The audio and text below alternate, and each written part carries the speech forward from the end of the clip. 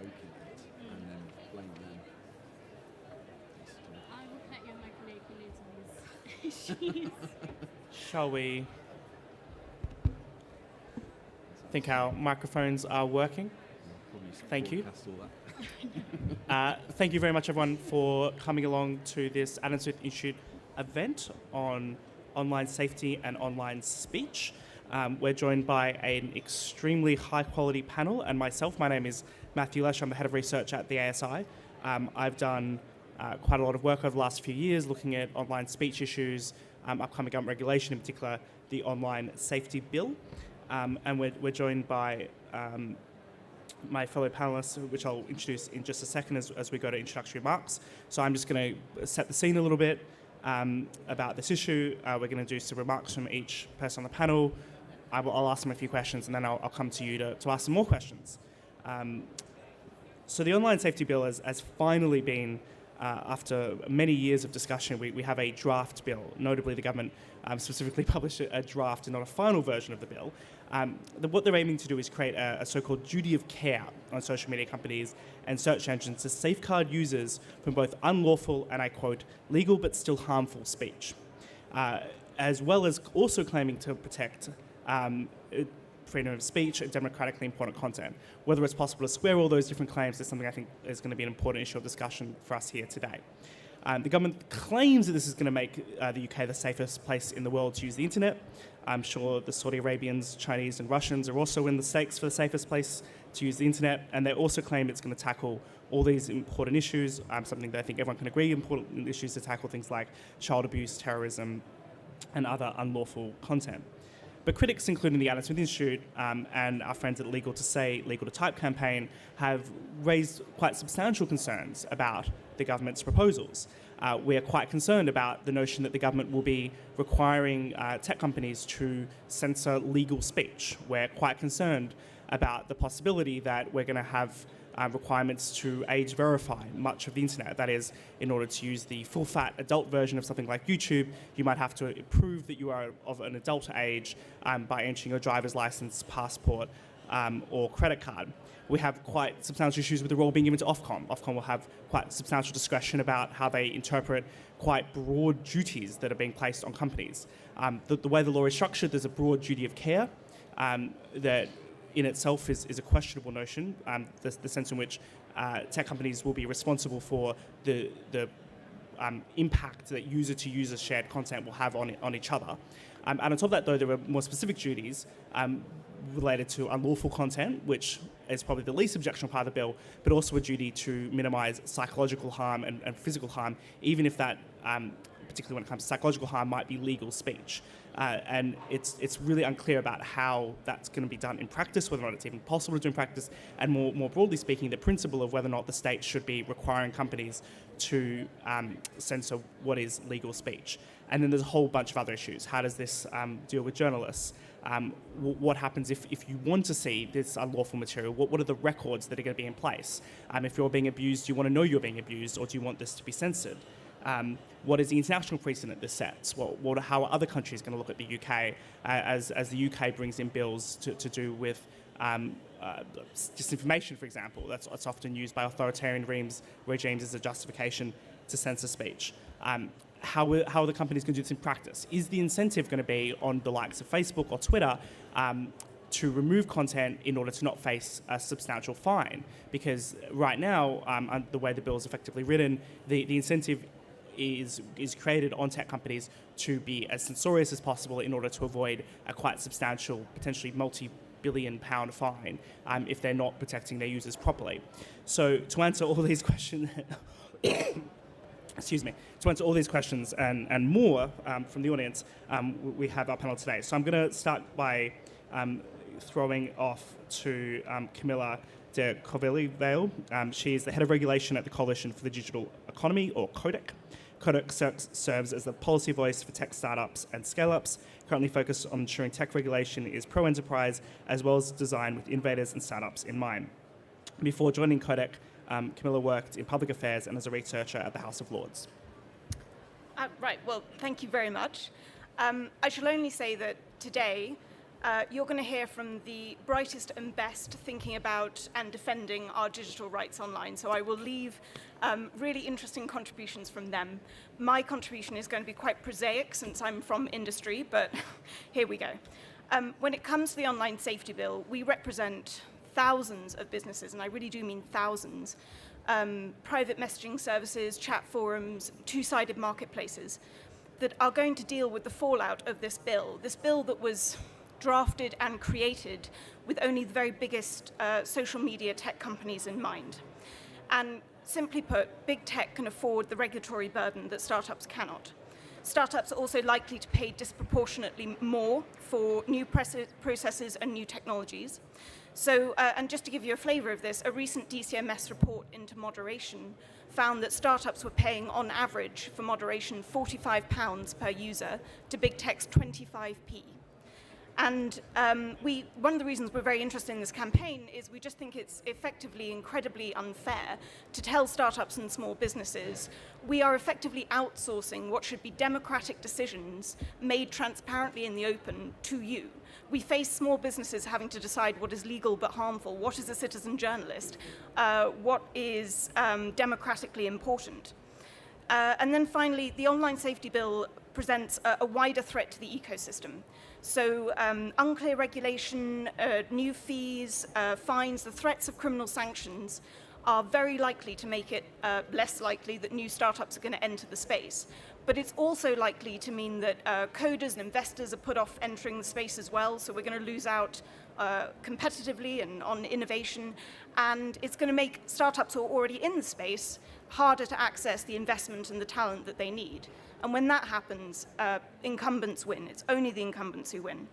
So in the online safety bill, we face a bill that is incredibly difficult and costly to comply with, and it's likely to shut down the possibility of having a vibrant and multifaceted internet.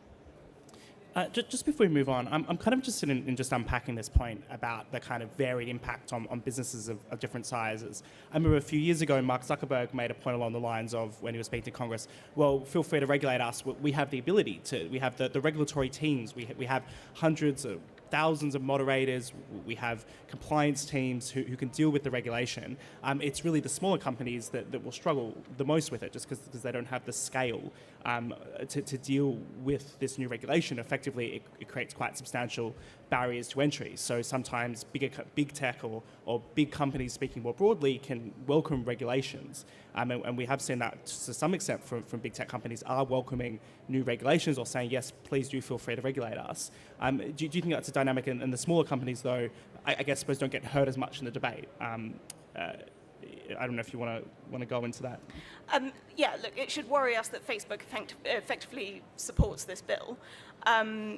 Yeah, big companies can cope with regulation. Look, tech is growing up. We're not saying that small companies should not be regulated, but one of the main problems with this bill is the regulation is so unclear. We have startups who come to us and say, we just don't know what government wants from us. And I think probably tech companies of any size.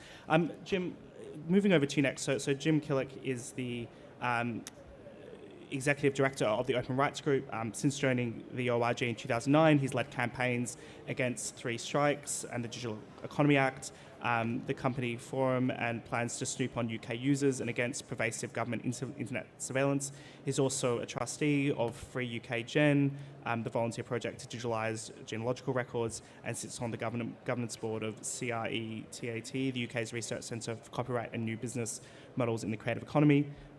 Before joining ORG, he worked as an external communications coordinator for the Green Party, which I suppose speaks to the political diversity on this panel at the Conservative Party conference.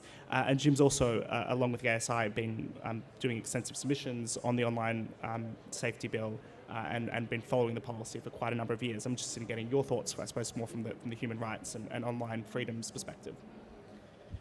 Thank you very much. Yes, so I'd like to just start with a series of questions. And my political background aside, I've always felt personally that the most important part of any kind of political movement is their commitment to freedom and to liberal values and to other people's right to call them out. And if political parties fail in doing that and the policies they fail push forward, fail to guarantee those things, we've got a problem. So first question I'd like to ask is, why is a Conservative government asking a state regulator to decide what speech is allowed or disallowed? Why is a Conservative government trusting soft regulation over the powers of markets and consumers? Why is this bill promoting not double standards for speech, but triple standards? That's to say, there's the law, there's the separate rules for the regulated press, who can say a bit more, and then there's rules for the rest of us, who do what Ofcom tells us we're allowed to do. I'd also ask, how is it appropriate for ministers to set the boundaries of online speech through government policy by directing a state regulator? How is that acceptable? And how does this approach not end up with effectively state corporatism, where Facebook and Twitter are in permanent cahoots with whatever the government of the day is, while keeping their risky competitors at bay? That is the vision, I think, that this bill presents. And we've heard a little bit from the small businesses about how that plays out for them. I don't think this is a bill that is in any way conservative at all. It might be worthy of a sort of Jeremy Corbyn Labour government, but I don't think it's the sort of policy a Conservative government should be putting forward. I'll try and show where the actual solution is, though, because I think it's very easy to think, well, look, something must be done. Surely this goes some way along. Maybe it'll help, and we'll see and deal with the problems later. That's always the attitude of legislators, I'm afraid. It's not a good one, but it is always their attitude. So I'll try and explain where I think the government is getting this a little bit more right and where we could get this right. I was very struck by a tweet today, Evan Greer. She said, what makes Facebook, Insta, and YouTube so harmful is not that they host user-generated comment or even a wide range of speech, including terrible speech. It is that they engage in mass surveillance and use the data they harvest to recommend harmful content to people susceptible to it. That, in a nutshell, is the business model of large platforms. They need your attention, they work out what interests you, they push more of that stuff at you. This bill is not trying to change that. It is trying to ban the most extreme bits of content.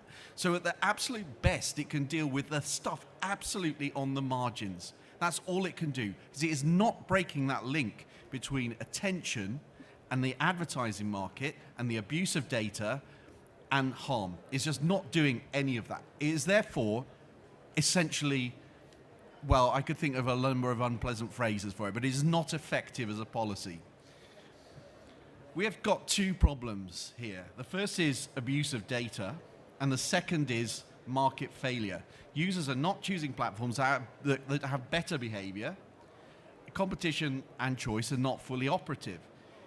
Now, you can do that through competition policy, and actually the Competition Markets Authority are trying to do lots of work around this, particularly through things like interoperability. That's to say, rather like open banking works, where you can move your banking data from one platform to another. They want the internet to be more like that too. You do that and you break the monopoly.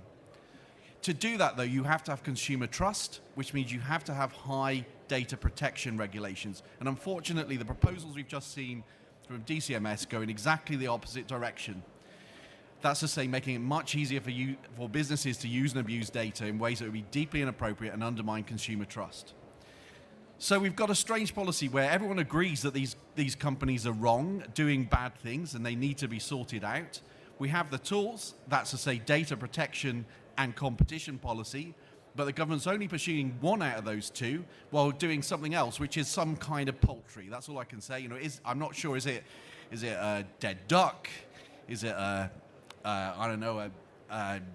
dodo, maybe a turkey, or maybe it's just a chicken that hasn't come home to roost yet. I'm not sure, but this is a poultry bill. I don't think you should be supporting it, and I really hope that it gets serious pushback.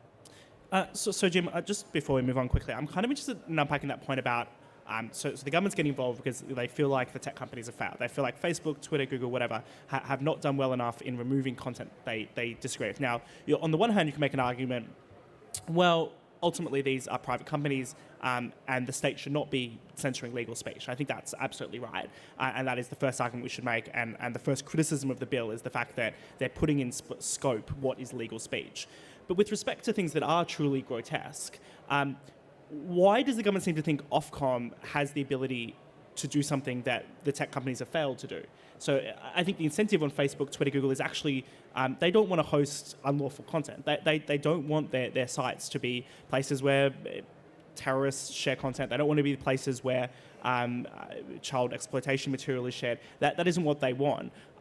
And yet they're struggling to do it just because of the scale and size of these networks, just the amount of content that's going through. So the government's then saying, well, Ofcom, you can do it instead. Are they basically just setting Ofcom up to fail? Are they putting so much hope that you can make the internet safe when it's perhaps not really an achievable goal?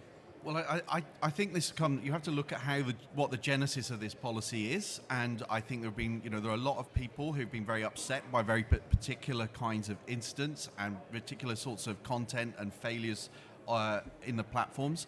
I think you have to, again, as I say, look at the attention market and how that drives that content forward. And then you have to look at the way that this has been, for 5-10 years, just a very easy political hit. You want headlines? Bash Facebook. You want to prove to the voters that you are in favor of families and protecting children. Then explain how these platforms are not doing their job and bash them.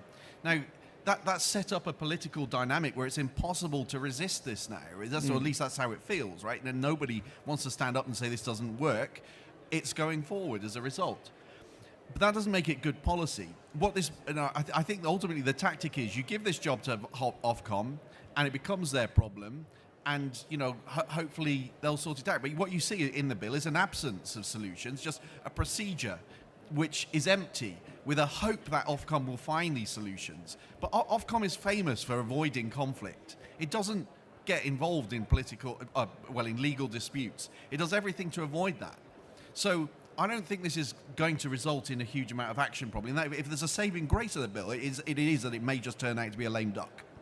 But we shouldn't legislate on the basis that hopefully it'll fail. I really don't think that's good. Yeah, and it seems like at the moment, I get Google alerts for online safety bill, which is probably biasing my view of this, but every single time there's some kind of problem with the internet, the government says the online safety bill is coming, and then I wonder what they're going to say when the online safety bill is passed. I mean, what if we somehow can't make the internet a perfectly peaceful, lovely, amazing place? Even if we might want that as a goal, what happens when we can't?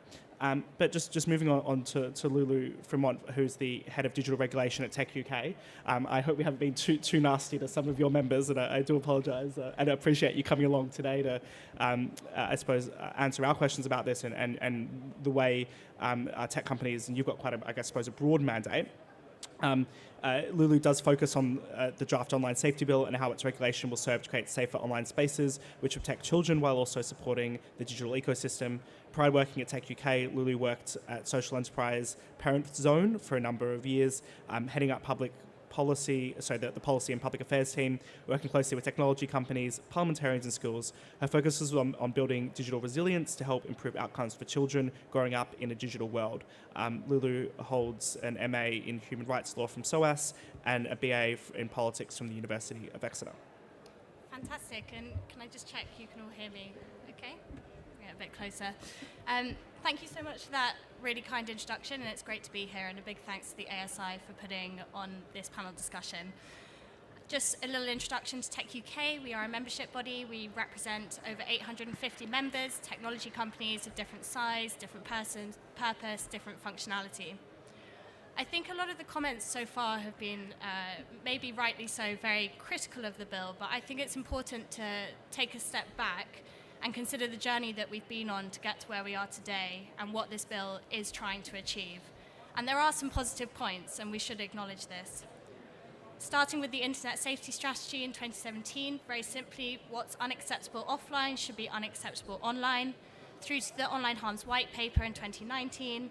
And this introduced an approach which we are supportive of, relying on systems and processes, considering proportionality for 24,000 digital businesses which contribute towards the ecosystem, and thinking about a risk-based approach, These are all the right ways in which to create longer-term design changes to create safer online spaces whilst protecting free speech.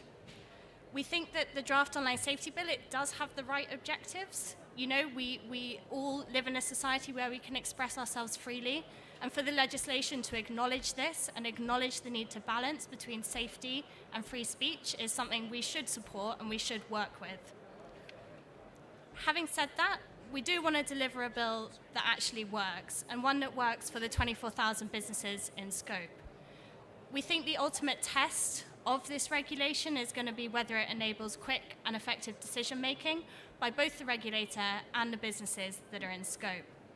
There are a number of specific improvements, some of which we've already heard about today, which need to change in order for this bill to work. The first one is on clarity of definitions. We heard from Coadec and we would endorse their view around small businesses. But I think if we go into a bit more detail, this legislation is looking to regulate free speech. It is intersecting individual experiences and behaviors online. It includes legal but harmful content. The onus is on businesses to decide what is legal but harmful content online. The risk of this approach, if we don't get these clear definitions and guidelines, is it will become an unequal playing field, an inconsistent application, and ultimately you might find microcosms of harm taking place where companies have sort of different approaches to this. We would really welcome some definitions on the categories of harm and some further clarity around how this regime should work in practice. The second area that needs improvement is around the safety duties, and this kind of brings in the regulatory coordination piece that has already been alluded to in this discussion. The Online Safety Bill is one form of regulation that is looking to regulate user-generated content. It sits alongside the Age-Appropriate Design Code. It needs to coordinate with the DMU's Digital Markets Unit sort of consultation, which is ongoing, and also various other regulatory regimes. It needs to align with them and support the tech sector to understand how they should act in order to create safer online spaces. In particular, there are some particular risks around the child online safety duties, which could be for Category 1 and Category 2 businesses. For example, the Age-Appropriate Design Code has just been introduced, and it's very important that this is streamlined with the Online Safety Bill so that we're not allowing for widespread age gating and that we are allowing children to access the internet in the way that they enjoy today. And finally, another area we think needs improvement is on the powers of the Secretary of State. And again, this has been alluded to. We think that these powers are unnecessary. They have the potential to completely undermine the parameters of the regime, and they also may prevent Ofcom from being able to sort of get going with the huge task that they have ahead of them to actually work out how this regime is going to work in practice. And just to finish with some unintended impacts, if we don't look at these sort of improvements and if we don't prioritize them, I'm sure the panelists will speak to the threats for freedom of expression as a result of over-removal and a lack of clarity on definitions. There's also potential implications on access. Are we going to require every single person to verify their age in order to be able to use the online world? There's implications on privacy, both on encrypted and non-encrypted services. These fundamental freedoms are essential to us to be able to enjoy our lives, and we don't think they should be denied. And finally, there's potential implications on innovation. Requiring automated technology or companies or mandating them to use accredited technology, it does not incentivize that small business to innovate, to put in place the systems, the design changes and the processes which they need to do to create long-term, safer online environments. So that's kind of the broad tech sector perspective. I'll stop there and happy to take any thoughts, questions. Sure. Just quickly before I move on, I was kind of interested in that point you made at the start that, of course, what is unacceptable offline is unacceptable online. I assume you mean unlawful. What is unlawful offline is also should be unlawful online. That's kind of been the established law for quite some time. Online spaces aren't ungoverned spaces. They're not unlawful spaces. But it seems like the Online Safety Bill kind of goes one step further. So you'd be able to say something on Hyde Park Corner that under the Online Safety Bill, you'd effectively create a duty on Facebook to potentially remove from Twitter and Facebook. So you're actually making online spaces more censorious than offline spaces. You're requiring all these additional duties that, if you're having a debate in a university classroom, it can get quite heated. Some people can get offended. Some people can be unhappy. You'd be able to have that in a university classroom. You might not be able to have that on Facebook because it could cause psychological distress to people.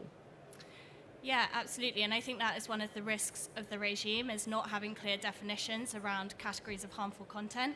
At least if we had the definitions that followed a risk-based approach, that were dependent on evidence, that were not reliant on subjective experiences of harm, then we'd have further clarity on how to deal with this type of activity.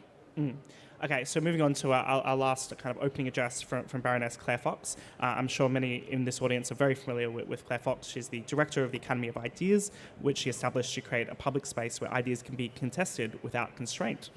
Sounds something like we should have online as well.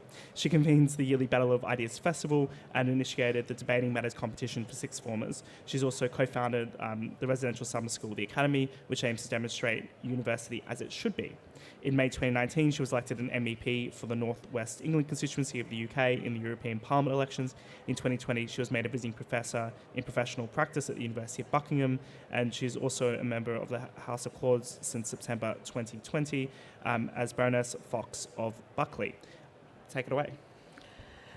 So I really genuinely think this is one of the most frightening and illiberal pieces of legislation this country's ever seen before, so I just want to note that. I also want to note that hardly anyone seems to be opposing it. And I wanted to think about why that was. I think one of the reasons is that the government has garnered up all the most illiberal ideas espoused by every side and seems to be keeping everyone happy that way. So I wanted to just consider some of those things. The government is going to set out priority categories of legal but harmful speech that will be removed. And I emphasize the word harmful. It says it wants to make the UK online the safest place in the world. And I really do believe that this is the institutionalization and legal consolidation of the notion that safety trumps liberty. This is actually, in law, a way of demonizing free speech as harmful and dangerous. And in that sense, for those of us who believe in free speech, it's incredibly harmful and dangerous itself. Internet companies will be obliged to remove harmful content, including that which risks, quote, significant adverse psychological impact on individuals. And the bill will impose a duty of care on companies to, quote, take responsibility for the safety of their users. Psychological harm, safety of users. Where did they get that idea from?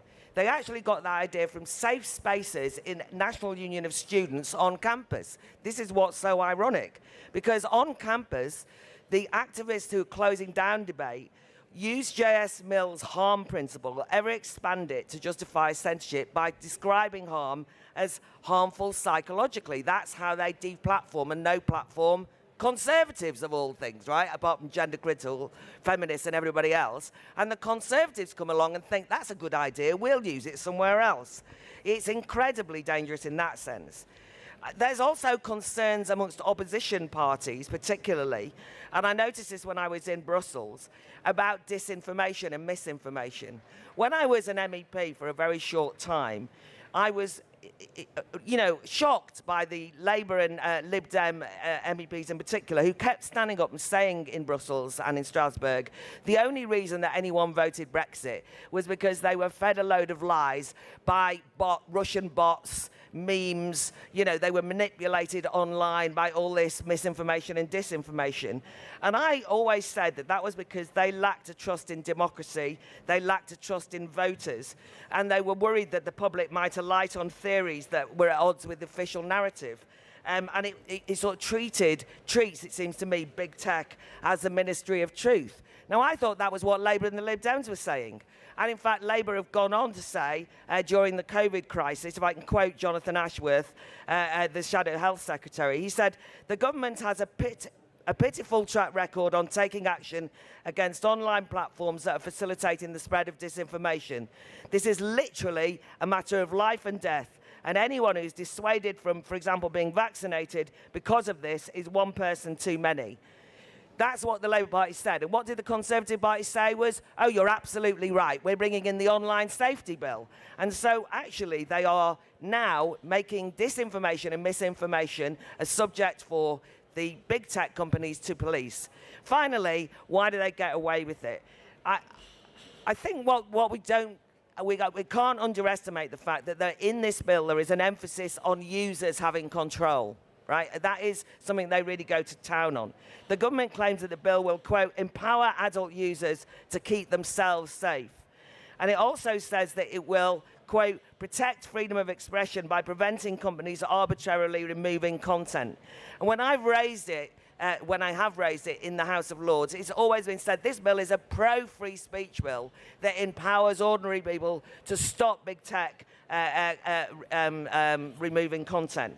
And I think we've really got to unpack that and explain this doublespeak, because it does seem to be cutting through.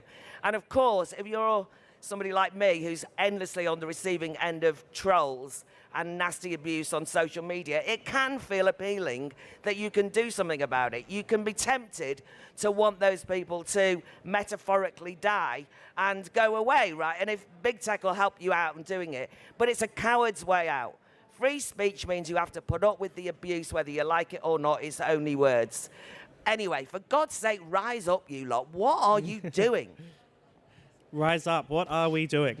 Thank you very much. That was excellent. Just before we move on to some questions from the audience, and Everyone's going now. They've heard you speak, and that's all they needed, really. No, please stay. There'll be more of Claire, don't worry. I'm kind of interested in unpacking the conservative view about social media, especially in the US and the Republicans. There's a lot of very anti-big tech sentiment.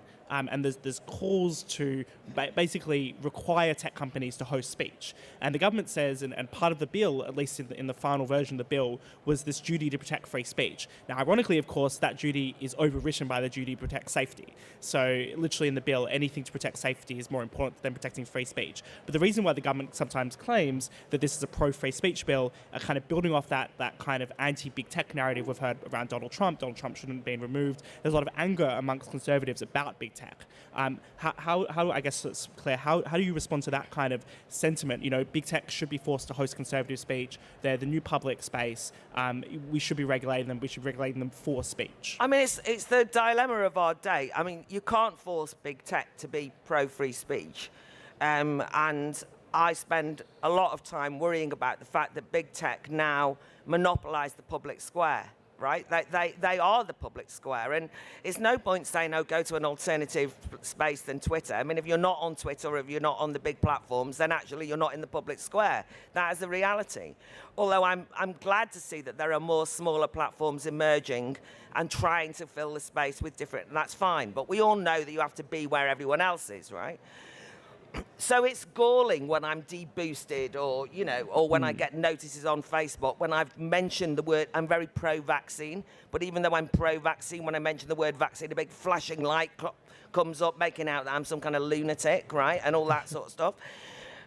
You know, how dare they? But what I'm saying is that that's a different argument than the government endorsing that. That's the thing is, this is not dealing with big tech. This is empowering big tech.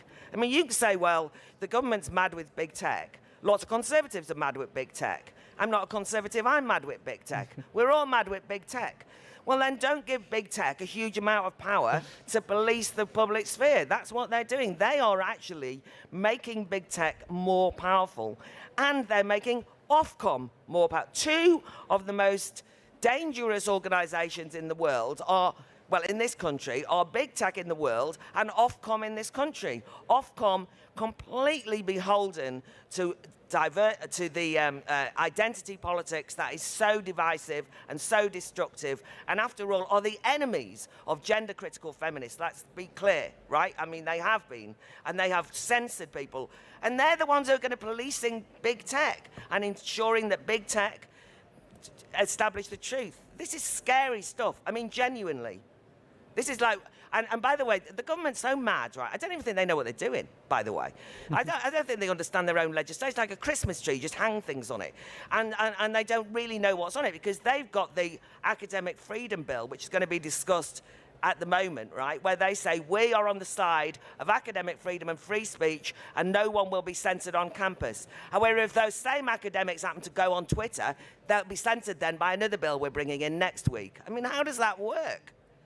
I mean, I recently had an argument with a civil servant working on the online safety bill about what was actually in the online safety bill. I maintain that I was correct, of course, in that argument. It was about whether or not it was technologically neutral, and there is actually a section in the bill that can require, particularly, there's this sense that things like Facebook Messenger, if it becomes encrypted, the government should be able to require that companies use certain technology to scan messages before they're uploaded.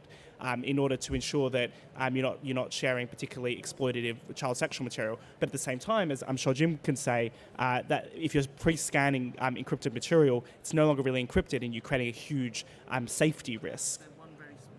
Yeah, there's one thing I should clarify. There are activities that happen online which is, in good faith where probably the government started, if I'm to be fair, because I've just ranted.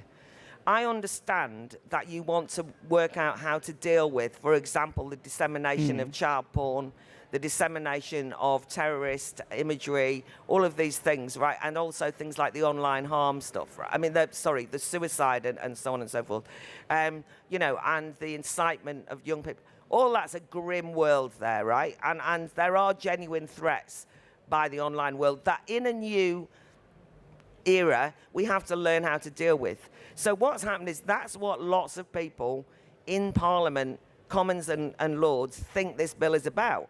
And so when you oppose it, you will know if you follow me on Twitter that this is what people think.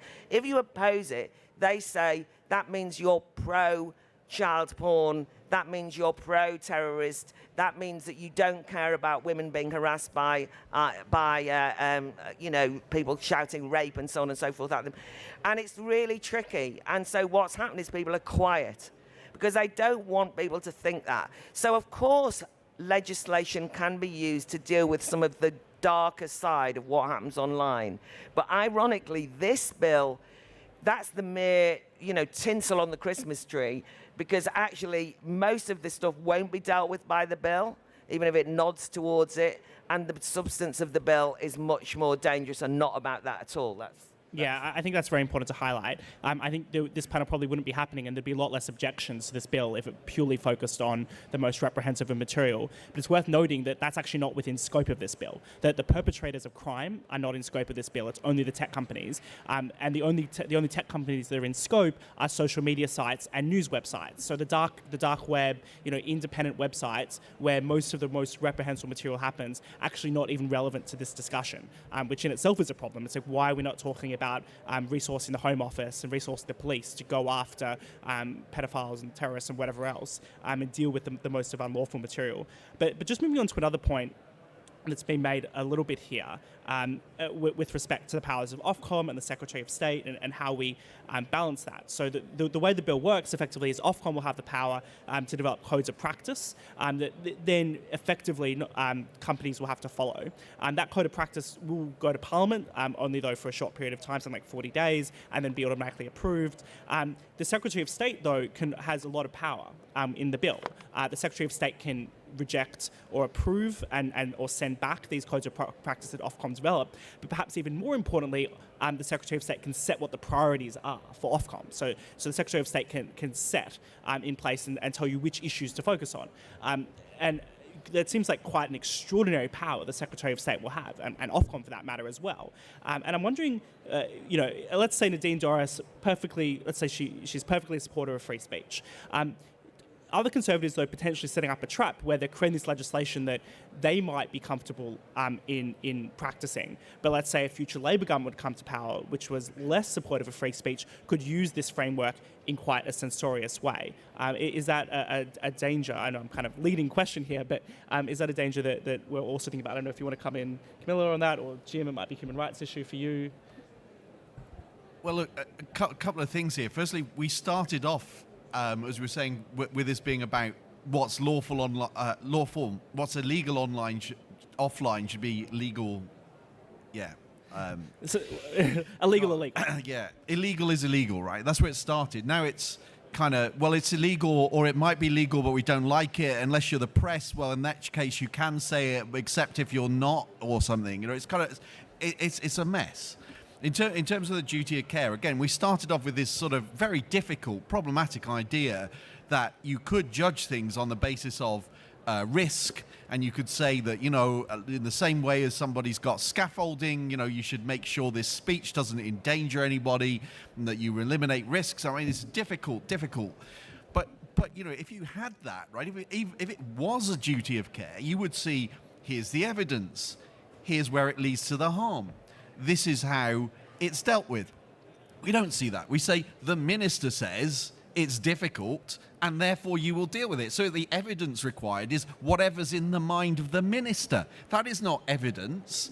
And and that's where that makes them completely the victim of public pressure. So I take what you're saying about, you know, a government you don't agree with, but our own governments, even the ones that we think are on our side, are extremely susceptible to public pressure saying, here's a thing that must be dealt with, deal with it now. And here they are, they have a power. So do we believe that the next time that something that is shocking and unpleasant and difficult to deal with will not simply very quickly lead to that kind of legislation? I mean, just remind you again, you know, maybe an example that not everyone's comfortable with, but it did happen a number of weeks ago. Priti Patel asked that videos of small boats in the channel be removed from social media because they were causing a risk.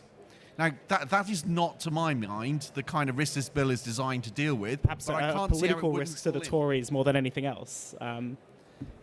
Yeah, I think that's a major issue. And in the original online safety, online harms white paper, as it was called not too long ago, there was a reference to the government changing the communications law in the 1990s in order to ban subliminal messaging.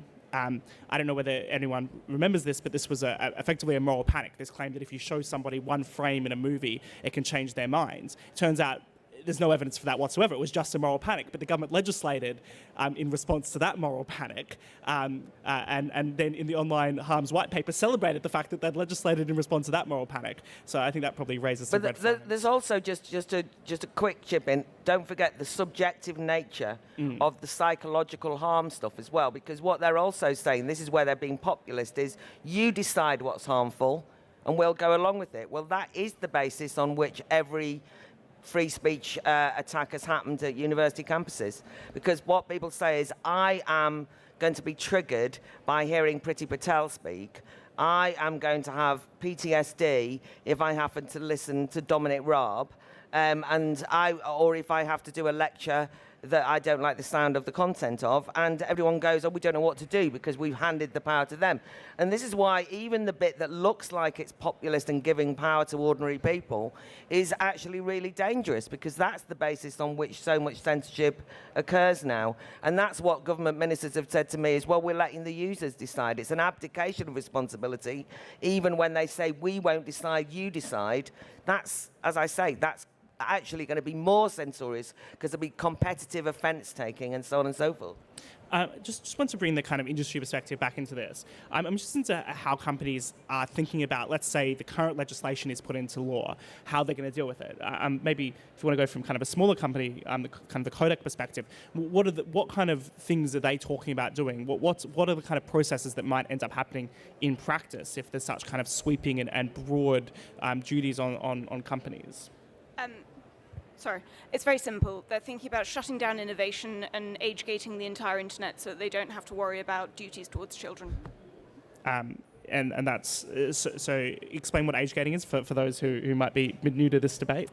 Oh God, my apologies. This is what happens when you just live in this world the entire time. There are certain duties that you have to have towards children, and a lot of startups, they can't afford to make 3 different types of products. So they're thinking that they're just going to have to kick anyone under the age of 18 off their app or their website.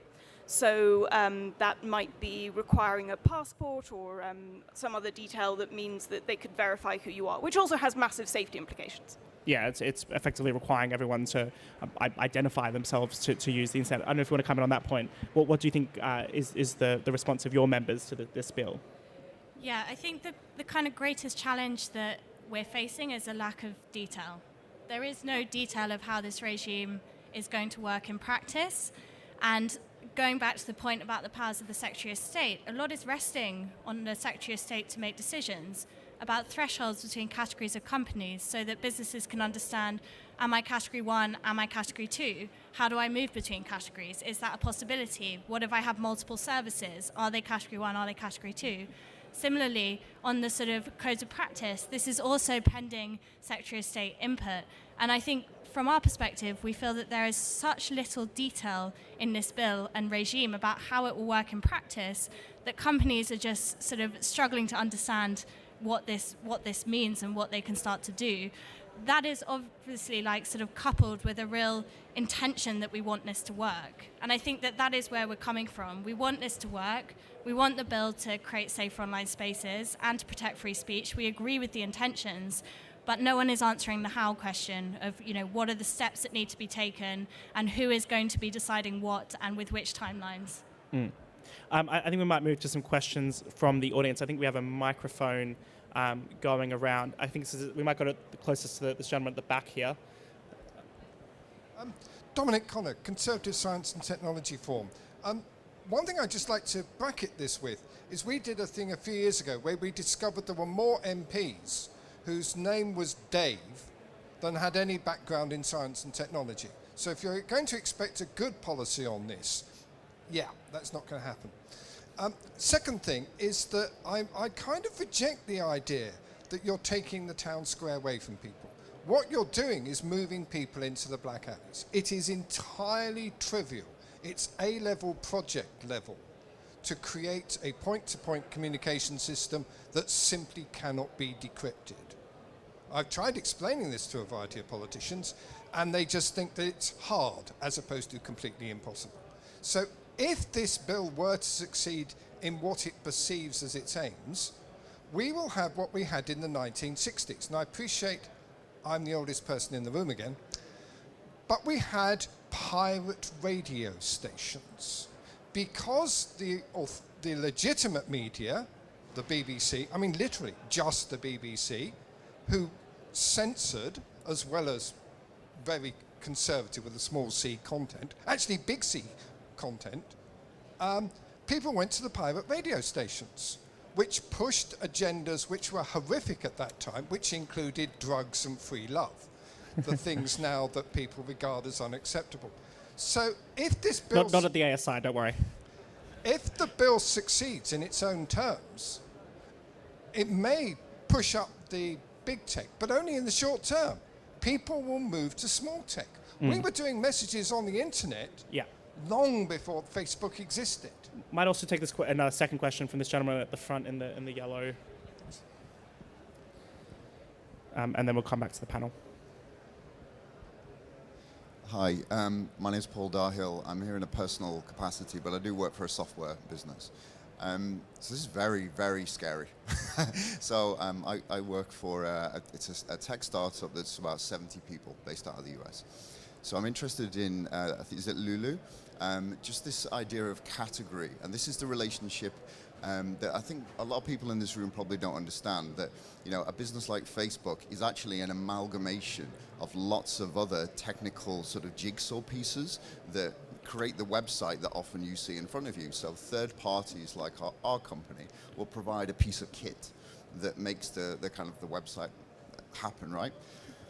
So does that mean that if a website that we provide a service to is doing something in contravention, not illegal, but in relation to this bill, a supplier like ourselves, that's just a backroom sort of piece of it, would be impacted? Do you want to come on that directly? Thanks for your question. And very simply, you will not be in scope of the legislation. B2B service providers are not explicitly in scope. However, you may be considered a sort of access facility for different services in scope. So worst case scenario is that you might have to issue an access restriction order, which will come through Ofcom applying for one at the court, and then we'll come to service providers and say, you need to restrict access to X platform or service, but you're not in scope of duties of care and or the obligations. I think it's worth making the point that also we can't provide you legal advice, and you want to, and I think this is actually an issue with the bill, is it's not 100% clear who is in scope, and that creates a burden on every tech company to consider this fact. You've got to get advice whether or not you could potentially, because you have some kind of user-to-user interaction, what kind of duties you might have. There's a lot in the bill as well about doing.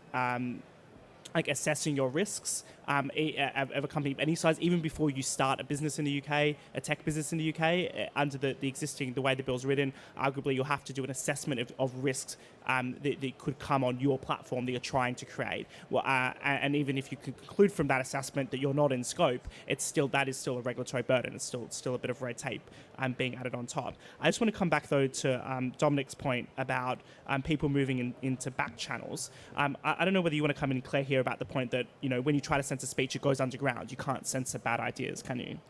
Yeah, one of the things that happened during the lockdown period, when particularly Facebook, but where big tech did start to decide what was legitimate, true information and what was not, and you'll know that at one point Facebook was saying that only what the World Health Organization said was to be constituted as accurate medical information until they discovered that the World Health Organization were not necessarily entirely accurate. But all of that kind of went on.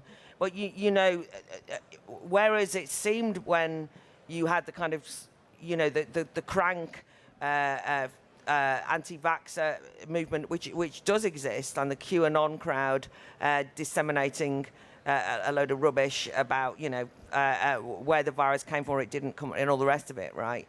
But that kind of very quickly merged into you're not allowed to discuss whether it might have come from a lab in Wuhan, and it very quickly became an excuse for getting rid of videos from reputable scientists and medics, even if you didn't agree with them, even if they were putting forward a dissenting view on treatments or what have you. Now, the main thing the reason I'm saying that is neither I'm not to have a view on that, but I watched really good people who were locked down after all and their lives kind of basically on hold go down the rabbit hole of the dark web, because they became cynical about all official information because they felt that they were being manipulated by only being given a very sanitized one view.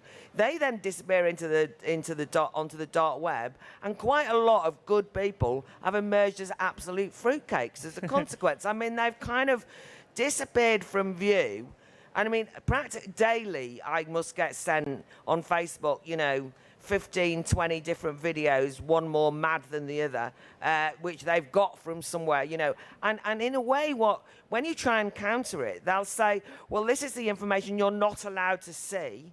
So there's a reason why you're not allowed to see it. It must be the authorities stopping you seeing it because it's true. Well, obviously, that's not true, but it gives glamour and legitimacy to the most wild theories by censorship. Now, this has generally been true forever, but I think it's particularly come to light now. And I think that the way you deal with bad ideas is to shine the light on them, the light of reason, and sometimes the light of ridicule, but certainly you've got to be able to see what you're up against and have that debate out with people. Otherwise, you do allow these ideas they don't go away. They fester in dark corners where we can't even hold them to account. So it's completely counterproductive. But what it does do is it has a chilling effect, which is that people know that they've got to stick to a kind of fairly safe set of tramlines of what they argue, because if they don't, they might get labelled as being a conspiracy theorist or a transphobe or a racist or whatever the particular thing is. So in that sense, it chills people from speaking out, because in the kind of context of cancel culture, what you don't want is to get cancelled by big tech, which seems to legitimate that you are a bigot after all. And then that kind of all fuels the whole thing. So you think we could have worrying. really learned from COVID the fact that working out what is true at any given point in time is very difficult. We can't forget that WHO tweeted in January last year that there's no human-to-human transmission, because that's what Chinese authorities told them. We shouldn't forget that Jenny Harris, who's now the head of the new version of Public Health England, she's the one who said that actually wearing masks could increase your risk of transmission. We shouldn't forget all sorts of different opinions, different scientific opinions that have been going on over the last few years. And one point that really brought this home, bringing it back to this specific policy debate, is when the government released their kind of consultation response in December last year to the online harms white paper. What they spotlighted as a really good example of dealing with misinformation was the Google YouTube policy on misinformation, where for the first time, effectively, the tech companies are trying to basically make a determination about what is true and limiting the content on their platforms accordingly. Now, as part of that policy, about a week after that consultation response was posted, Google/YouTube removed talk radio from their platform, and the politicians in the UK screamed "Hail Mary!" It was this outrage and I agree with them. Talk radio shouldn't have been removed from the platform. I think these platforms should be open as possible. Perhaps not; they shouldn't be legally required to be open, but they should be open. Anyway, basically, YouTube did something that, on the one hand, the government is encouraging under the online safety framework. On the other hand, when they actually do it, when it happens in practice, the government complains that a radio station they like is being removed, which kind of points to the whole contradictions. But Jim, just one thing before we move back to questions, just about this point about things going to private messaging services. So it's true that things like Telegram and whatever else are going to be hard in practice for Ofcom to get their hands at. But it's not completely true. The government is kind of keeping messaging services in scope of the bill as it's currently written. At least that's my reading of it. I don't know if you have the same, if you want to comment on that, or maybe both of you can. Sure. I mean, my understanding is private messaging is in scope. The only bits that aren't are SMS and email. I mean, it's kind of quite bizarre. But every other sort of private messaging is in scope. So the government can then, as you mentioned, they have a power of technical capability notices or something along those lines, where they can tell WhatsApp that you can't use encryption because that means we can't read the messages and therefore you can't implement our safety policies. Or if somebody wants to put encryption on, even worse, well, that you definitely can't do that. You've got to maintain the ability to read everybody's messages. So, I mean, I do think that's kind of incredible as well. The idea that the state, it's not asking GCHQ to read everyone's messages. It's asking the corporations to read all the messages and then remove material so the government doesn't have to bother with policing or surveillance. I mean, that seems to be what it's actually asking. And we're okay with that, apparently. I'm astounded. Lou, did you want to come in there as well? Or? No, I think we've sorted. I've got a question at the front here from Jennifer. Hello, Jennifer Powers from Richmond Park. I just had a question. In the bill, I think there's specific carve-outs for content of democratic merit that contributes to the democratic debate. Who decides what contributes to the democratic debate? And who gets to take part in that debate? I'm a deputy chair of Richmond Park Association. Does that qualify me?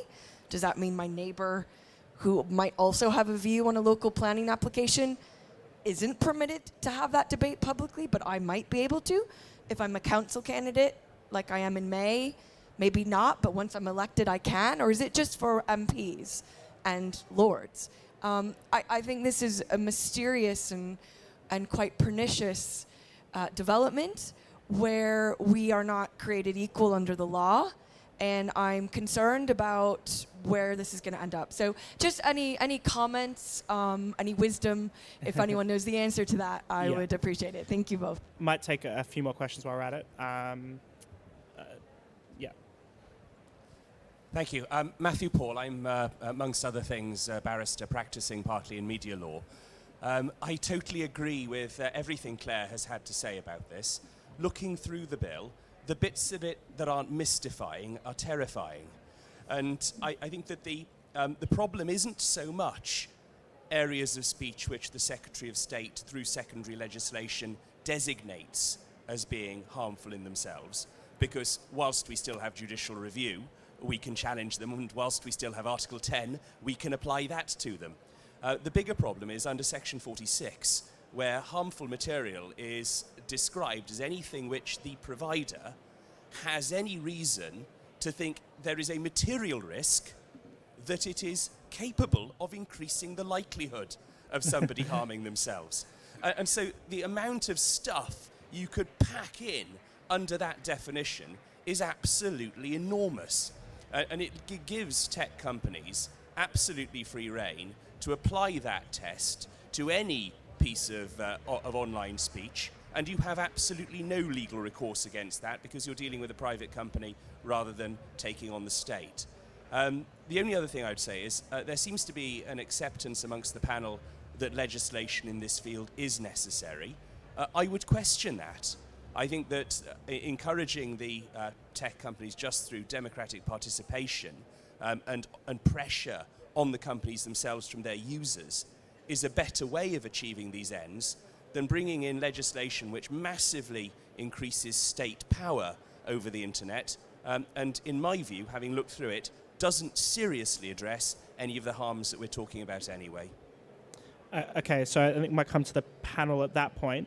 Just firstly on, and I think, Jim, you were making a point earlier about this, the inconsistencies in law, the fact that the exemptions, the one Jennifer was focusing on about democratic merit, you've also got exemptions for journalists. It's not clear who's going to be defined as journalists either, for that matter. I don't know if Claire, if you want to come in on that point. Yeah, I mean, actually, it's interesting because when this came up, broadly in the House of Lords so far, we've only had it kind of in the sense of the Queen's speech, I think, rather than the piece of law. But anyway, what the Minister emphasised was that this was a bill that would protect political activists in terms and distinguish political activity from disinformation and misinformation, and also would protect media freedom, right? So it was kind of like, my speech versus their speech it was like sort of like I was like Alice in Wonderland, right? It like sounded really odd. Actually, I find these attempts at reassurance in the bill the more scary aspects, because if they say that that they are prepared to not censor at all ideas that have democratic merit, then effectively it means that anything that is censored is deemed to have no democratic merit. So it's a way of demonizing a range of political ideas that I mean, how dare they in a democracy? You're meant to have a choice of ideas. You're not meant to have somebody go, that's okay, that's good for democracy, but we don't want you to have a voice because you're bad for democracy. It's the same with the journalism exceptions, I think, which is, first of all, I believe in press freedom, and there are certain things that are required as a media journalist. You get sort of certain aspects of freedom that you and so on and so forth. But there's something about that who they decide a legitimate journalist is, and there's something about making a fuss about journalism in a bill that's about everyone that then would deem that those people who, for example, might run blogs, they are basically saying aren't legitimate journalists, and so on and so forth. So it's a way of basically saying, you are our people and we'll protect your free speech, but this is to be held responsibly by the type of people we trust, but the rest of you we don't trust. And in that sense, it institutionalizes those distinctions in a way and makes them law, right? Just on the question, I do not think you need legislation to deal with this. All I meant was those criminal activities that happen online that are maybe novel because we didn't have online before, but the criminal law might look to tighten up on certain aspects, right? Laws that exist.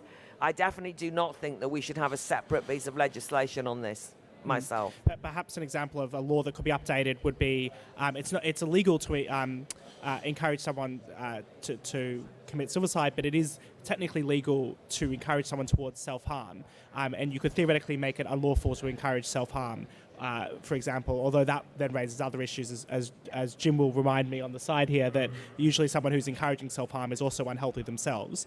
I just want to come to the other question, that question as well, sorry, the one from Matthew, about do we need legislation, and what would that legislation ideally look like, or should we be using democratic norms with the tech companies? Do you want to comment on that? Sorry, are you asking startups whether we should have separate legislation? Well, not necessarily should startups have separate legislation, but do we need a legislative response to online safety issues, or should we be using public pressure or self-regulation or something? Bring that back to me if you... Yeah, sure. Yeah, I mean, I'm not entirely sure if I'm the most appropriate person to talk about this. I will only say that I think that if you ask someone what is safety to you and what is harm to you, you will get a different response from many different people. So I just think until we get that sorted, it's quite difficult to, as we are seeing, it is quite difficult to then build anything else. Jim?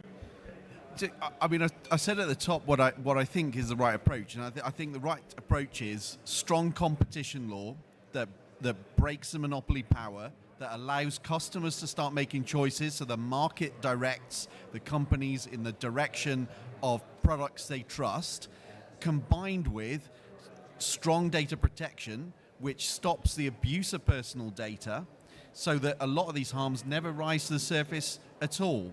And I just give a kind of example of the self-harm is a really good example. People who self-harm look for more self-harm content. The optimization algorithms on something like YouTube or Instagram, they don't know this stuff is self-harm. They just notice that there's a group of people who like each other's content and start promoting and surfacing and pushing that up. Now, that's because they want to serve adverts to these people, and they need to keep these people engaged.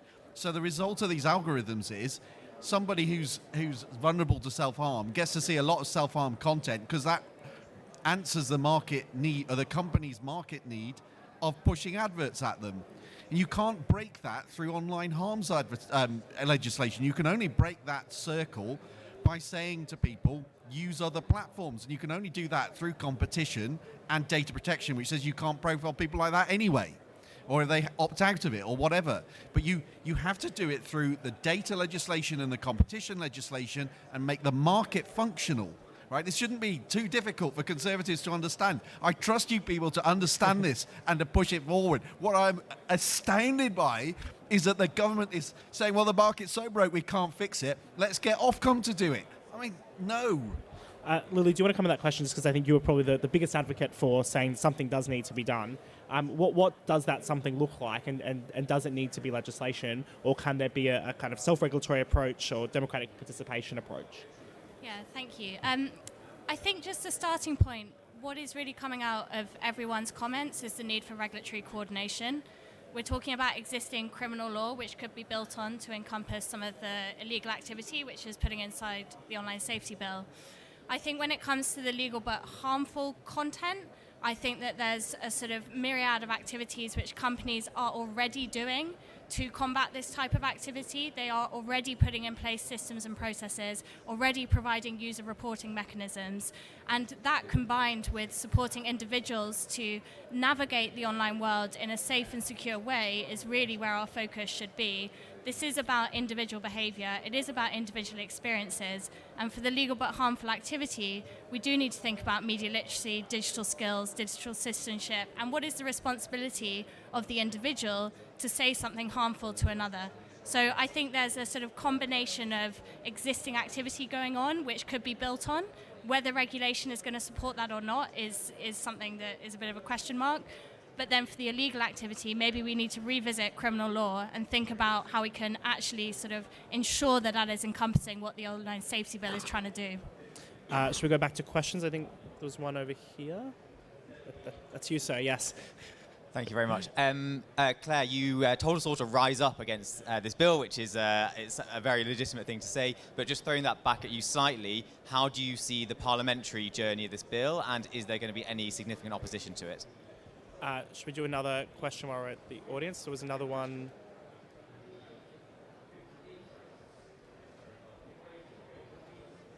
Great panel, ladies and gents.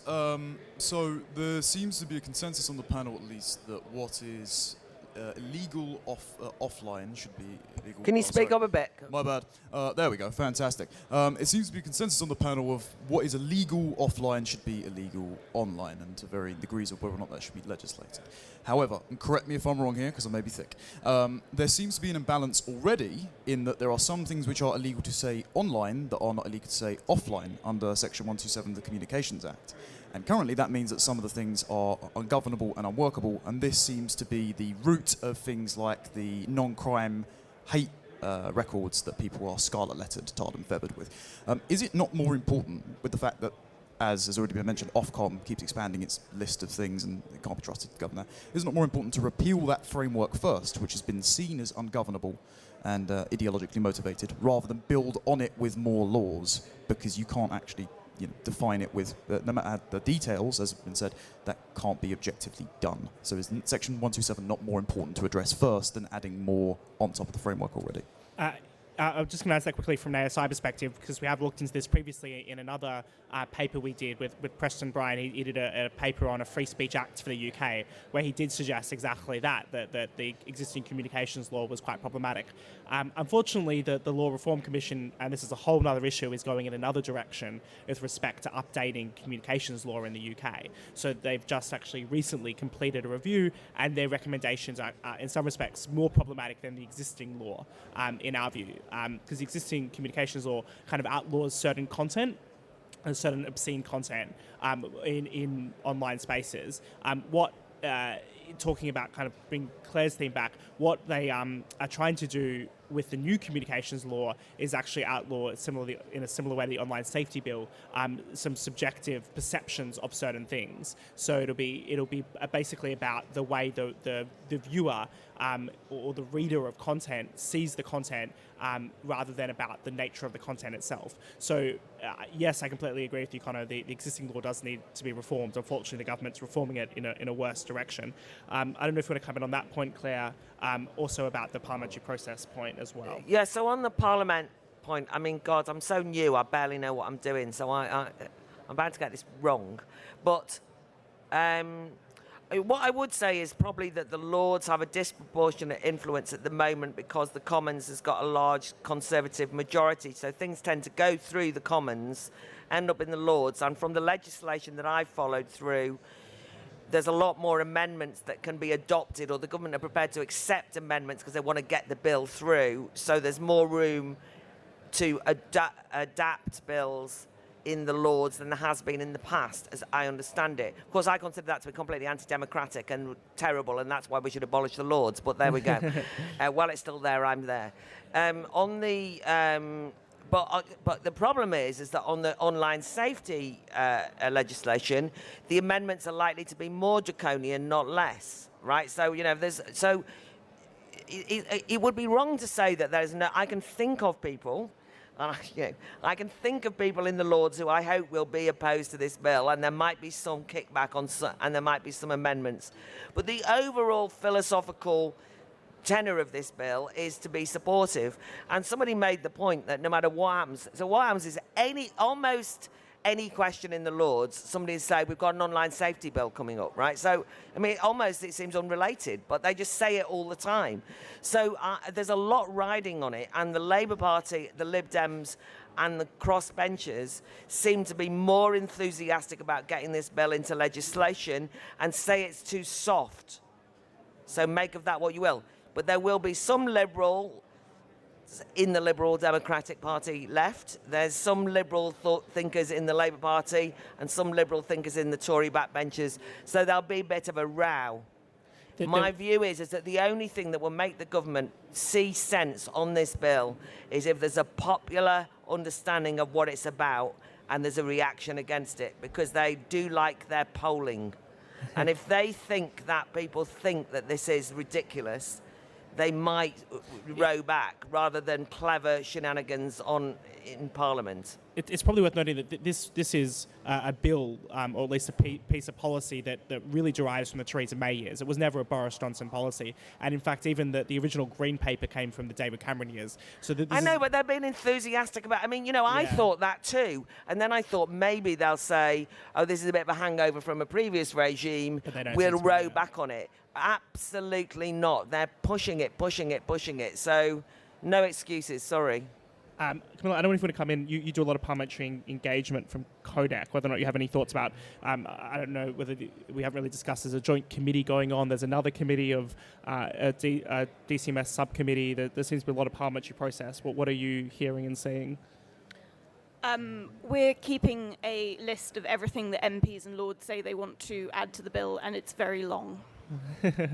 Well, that's a reassuring thought. Are you doing much kind of MP engagement from your perspective, Lulu, at Tech UK?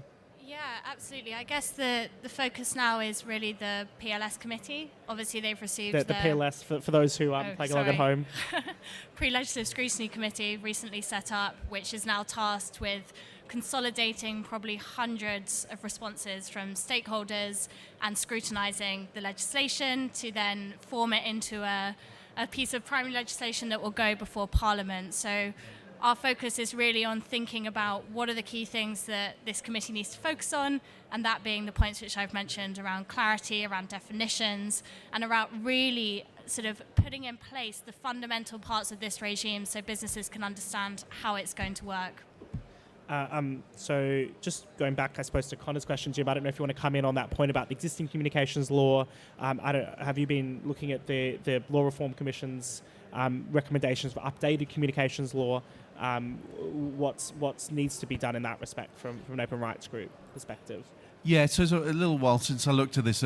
My understanding is that the Law Commission wants to put in something where anything that causes psychological harm is unlawful. So that's the test. If the content has, can cause or does cause or is likely to cause psychological harm, then you're committing a criminal act.